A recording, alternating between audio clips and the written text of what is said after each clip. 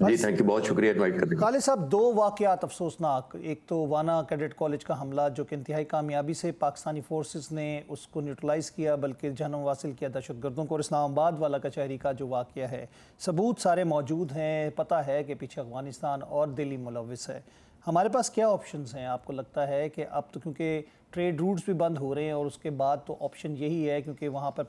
Police parade میں officially Pakistan مخالف ترانے چلائے جا رہے ہیں، تو اس کا مطلب تو یہ ہوا کہ طالبان کی سپورٹ جو ہے، یعنی ٹی ٹی پی کی سپورٹ جو ہے طالبان حکومت خود کر رہی ہے۔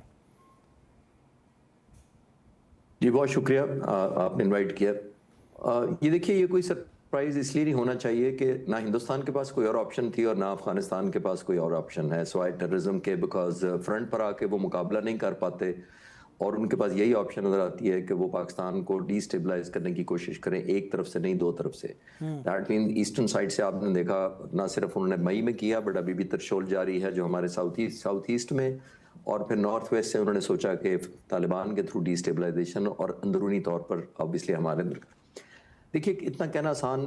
بہت مشکل ہے، کہنا آسان ہوتا ہے ٹیررزم کو کنٹرول کرنا، بیکاز ٹیررزم کی اور دہشت گردی کی ڈائمنشن نہیں ہوتی، رولز آف دا گیم نہیں ہوتے، ٹائمنگز ان کی اپنی مرضی کی ہوتی ہے، دہشت گردوں کی لوکیشن ان کی مرضی کی ہوتی ہے، چوائس آف ویپنز ان کی مرضی کا ہوتا ہے۔ تو یہ سارا دیکھنے کے بعد ہمیں یہ کنکلوڈ کرنے میں مشکل پیش نہیں آتی کہ یہ کنونشنل یا کائنیٹک جنگ کی نسبت کہیں زیادہ چیلنجنگ ہوتی ہے، اس کے پیرامیٹرز بھی ڈیفائنڈ نہیں ہوتے، اس کے وار آبجیکٹیوز بھی ان کے دشمن کے پوائنٹ آف سے کلیئر نہیں ہوتے۔ صحیح۔ یہ تو اللہ کی بہت کرم رہا ہے کہ یہ وانا کیڈٹ کالج کے بچوں کو خاص طور پر سیو کر لیا گیا ہے، ٹریبیوٹ ٹو فورسز جنہوں نے یہ کیا۔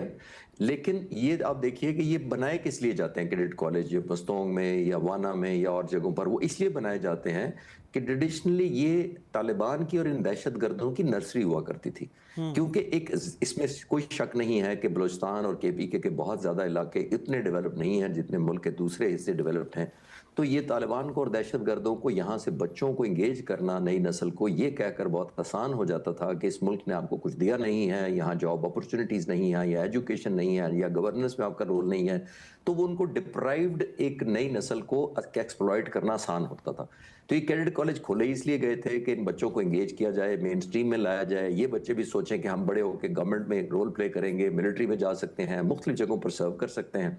تو یہ ان میں خوف پیدا کرنا ہے اور ان کے والدین کے اندر خوف پیدا کرنا مقصد تھا۔ تو ظاہر ہے جس کا میں نے عرض کیا کہ وہ ہم نے دعویٰ تو کر لیا،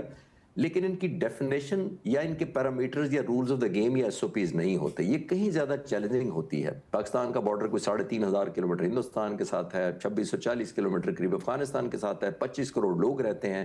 ہر انچ کا دفاع دنیا کی مضبوط سے مضبوط جو ملٹری ہوتی ہے وہ بھی اتنے بڑے ایریا کو نہیں کر سکتی۔ مثال کے طور پر 9/11 ہوا تو آپ نے کیا کہ امریکہ جیسے سپر پاور اندر سے ہی ہائی جیک ہوئے جہاز اور ٹوین ٹاور سے ٹکرا دیے گئے۔ میں جسٹیفائی نہیں کر رہا، میں صرف ایک کہہ رہا ہوں کہ نان کائنیٹک جو اس طرح کی ٹیررزم ہوتی ہے جو فرنٹ پر نہیں آتی، وہ کہیں زیادہ چیلنجنگ ہوتی ہے۔ تو ہمیں بہت سوچ سمجھ کر ظاہر ہے ان کو ایلیمنیٹ بھی کرنا ہے، لیکن لاسٹ پوائنٹ یہ ہے کہ ہم نے دنیا کو باور پہلے بھی کروایا کہ ہم پیسفل ملک ہیں، نیوکلیر پاور ہونے کے باوجود، ہماری ملٹری کیپیبلٹی کے باوجود ہم نے بہت زیادہ احتیاط کا مظاہرہ کیا ہے۔ اب دیکھیے ترکی اور قطر نے بھی ہماری بات کو سپورٹ کیا، تو میرا خیال ہے ہمیں ڈپلومیٹک لیول پر ایڈ کرنا چاہیے، اینڈ obviously ایک پروہیبٹیو کاسٹ ان پر امپوز کرنا بھی ایک obligation بنتی جا رہی ہے۔